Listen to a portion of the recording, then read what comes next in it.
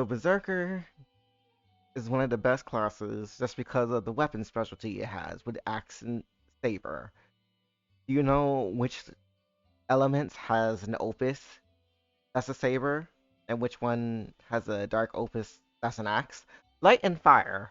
So they can get away with Echo Key double strike me for days using Berserker. You know, it also has another thing. Let me show you.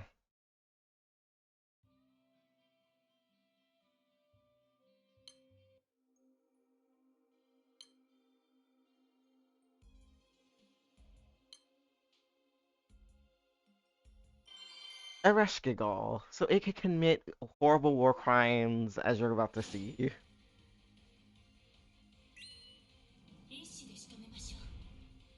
No skills, no brain, just click. Wee.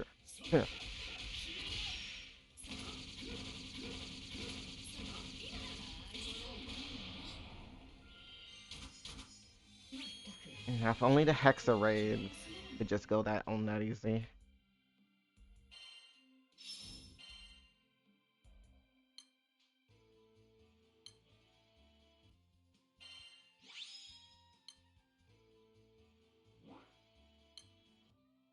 So Berserker is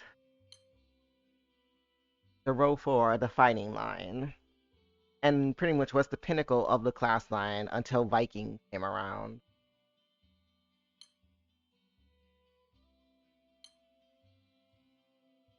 See?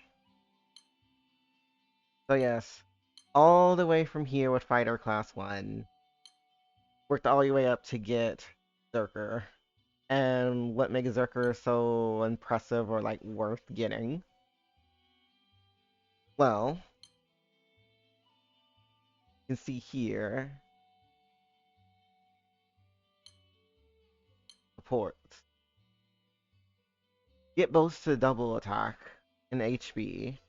You have a chance to dodge and counter, and then you get some of the triple attack damage, trample as you pretty much get its mastery level up after it. And you know, ultimate mastery is nice too. Since you get more attack, more HP, more damage cap, more CA damage, deflect success, and chain burst damage. Which is basically everything that class will use.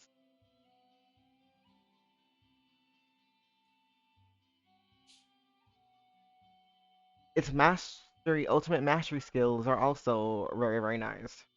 Ferocious War gives a boost to axe and saber specialty allies. So, let's see. We have Fire Percival over here. With swords over here. Huh. And then the many axe characters as well. Mira. Yep. Light and fire. So yeah, that covers it. Yep. And boost the elemental damage effect, so you know a nice little echo. Beast Fang over here is one I really love because its bonus elemental damage is basically missed with like attack and defense down, boost to damage cap, and then when Uffenhind is in effect, it activates upon normal attacks. And we'll get to Uffenhind in a second. Some might be thinking, wait, why are you going over the ultimate mastery skills first? But literally, like, these skills over here are so nice. And you have Berserker, which, you know, you give yourself assassin by cutting your HP. But, you know, if you're using hurting and you don't have a Siegfried dagger to cut your HP, you can activate it that way. But that's another element. But that's just going to elements. Let's go back to its base skill. So, like I said before, Beast Fang is amazing, but let's go over to what it has. So normally you get Armor Break 2, but elemental damage plus a hit to defense. That's really, really nice when you're just trying to just confirm a kill or get to a percentage and everything else like that. Rage 4 is, well, used to be interesting. I mean, it's still technically usable. If you get the champion class weapon made for it and pick the proper emblem, you can ignore the 30% charge bar used for Rage 4. I wouldn't recommend it though, since again, like at this point, that's unnecessary. And you most likely won't be using Rage at all, given a certain point. Rampage 2 gives you a multi-attack up, but it costs you a bit to defense. But again, if you kill them, you don't need to worry about that. Power raise is a boost to crit rate. I mean, if your grid doesn't give that to you automatically, you could, but again, you probably will never use the skill, so not worth really like bothering to get. Brave Soul gives strength effect to the caster, and it's basically a stamina mod, but it's an interesting option. You can play around with it if you're still waiting to get like the ultimate mastery skills. Udenhide is pretty much the best one worth getting immediately. Immediately. It gives you a boost to attack and defense, deals triple attacks, boosts to elemental damage, debuff resistance is sharply boosted. The only drawback is that you can't use skills and it consumes 100% of your charge bar. Which sounds terrible until you realize that literally the first skill of Berserker is full arsenal, which gives you instant CA. Gives you attack, chain burst damage, and everything else like that, depending on like the mastery level. But yes, the instant CA is always consistent. So this doesn't matter if your charge bar is suffering from a penalty due to an enemy or due to something in your grid or a skill. It instantly charges. Not 100%. That's important distinction here. So you can full arsenal and then use whatever skills you have for her like Beast Fang and Mist or whatever. And then you could have Udenheim activate.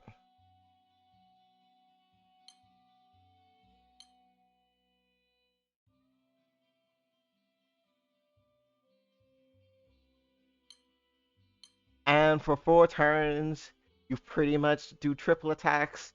You take hits like a champ. It's hard to debuff you. You hit hard, and you don't have to worry about skills being activated even to come off cooldown easy. Because again, your skills are sealed for 4 turns.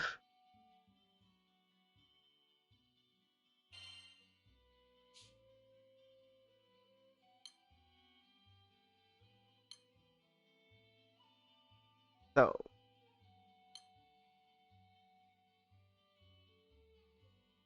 what makes this class so fun to use is bursting.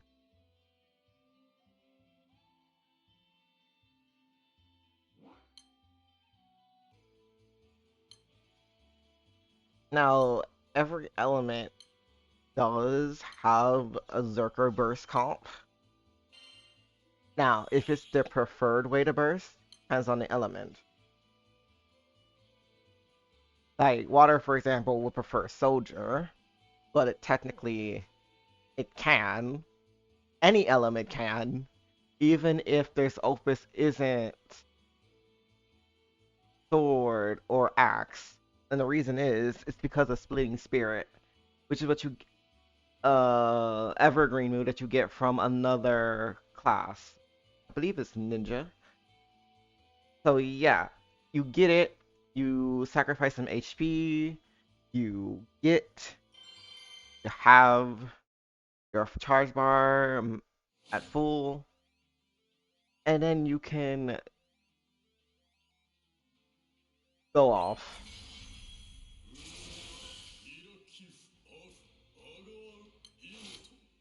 But that's far from like the optimal in that case.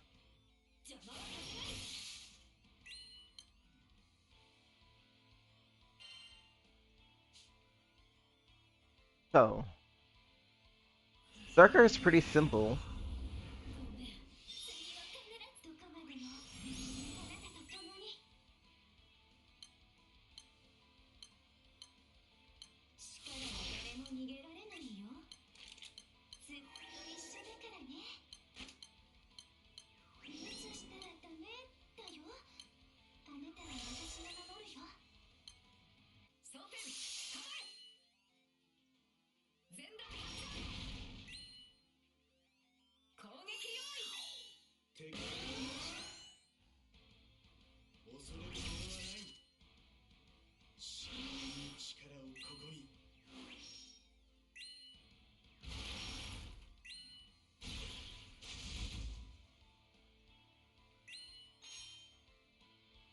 You just do your setup.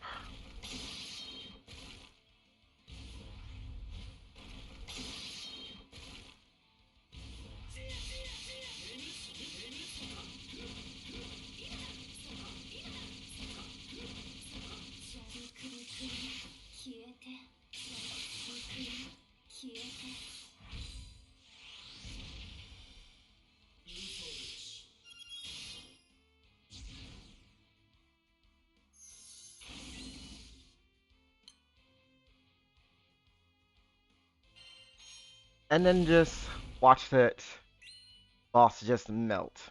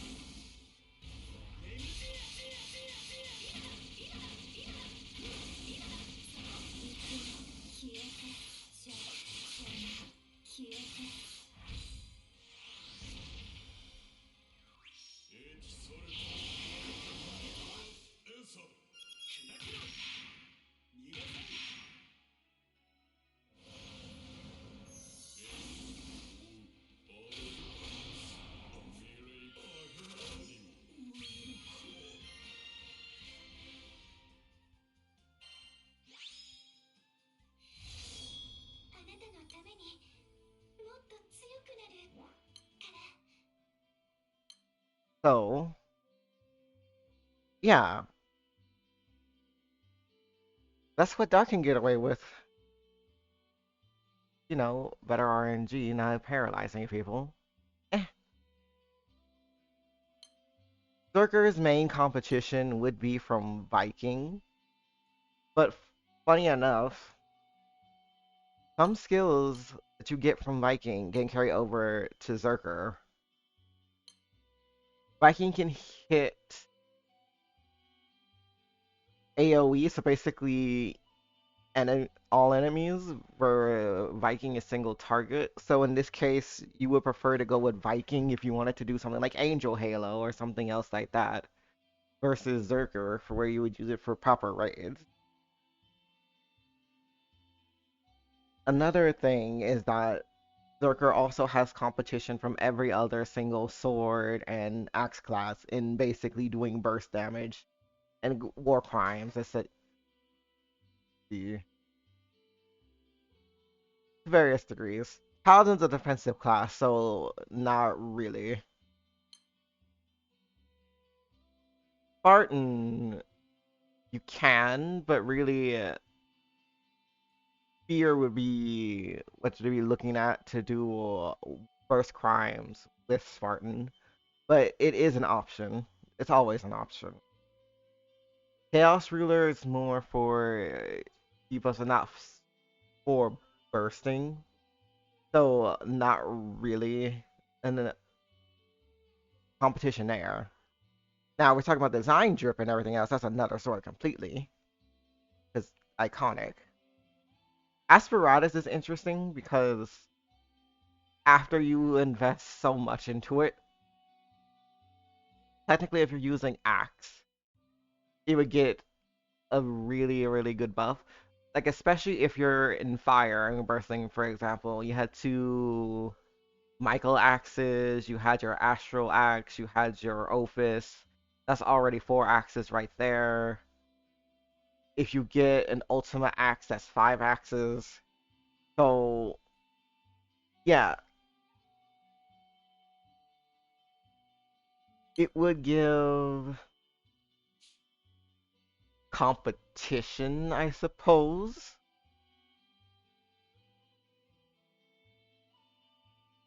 But in this case, Asperas is basically held back by its skills and everything else. Like, you get one good burst, maybe two, versus Zerker for where it's just off and just stays going off. Krishior is more focused towards Ogi. So, while it is a saber using class, they're competing in different roles, but they both do respectable amounts of damage. Lumberjack is a full auto defensive class, but goodness grief, with like the masteries and build everything else like that.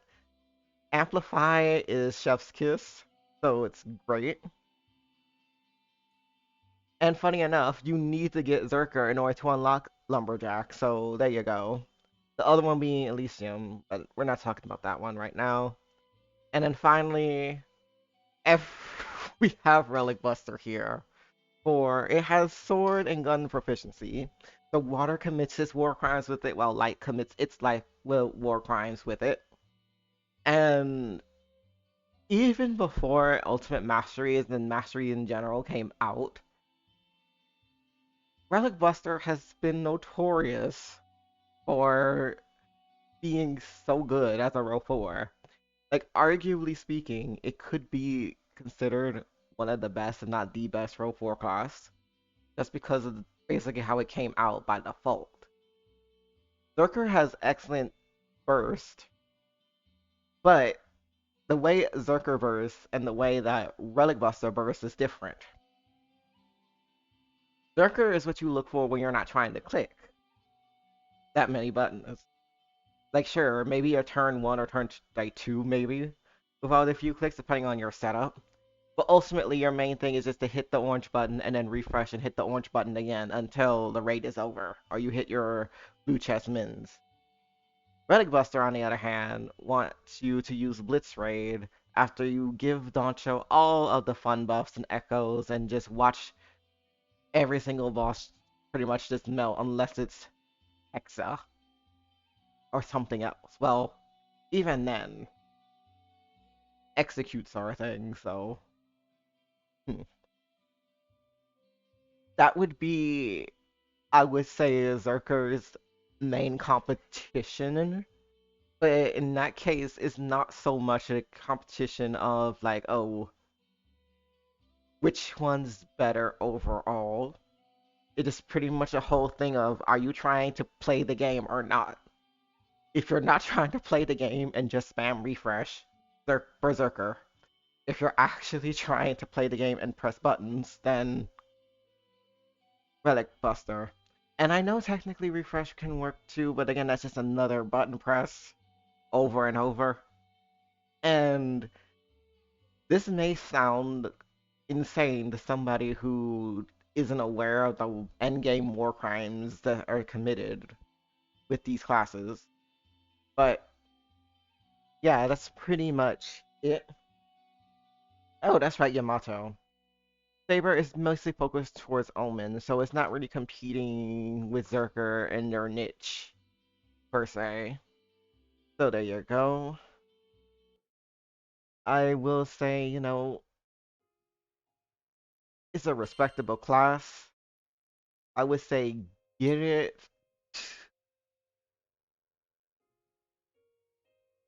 if you want to pretty much focus on an element that is heavy on swords, like fire or light, or just fire and light in general. Zerker should be one of the classes that you pretty much unlock right away.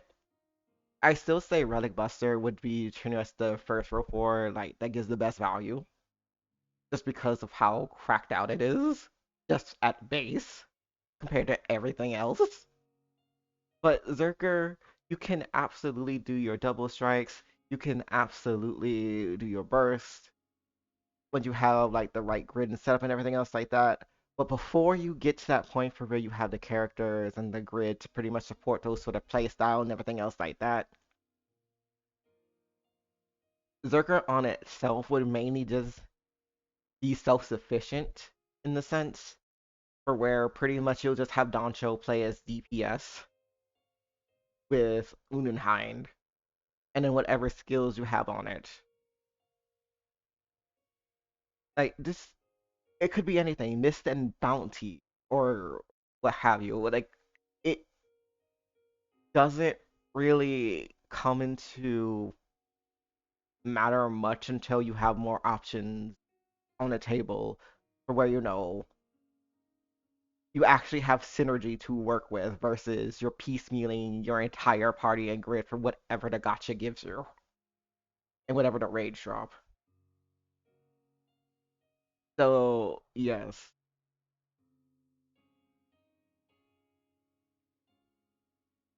I'll do a grade for classes in another video once I get more of these out. So yeah, like and subscribe for more. See ya, Skyfarers.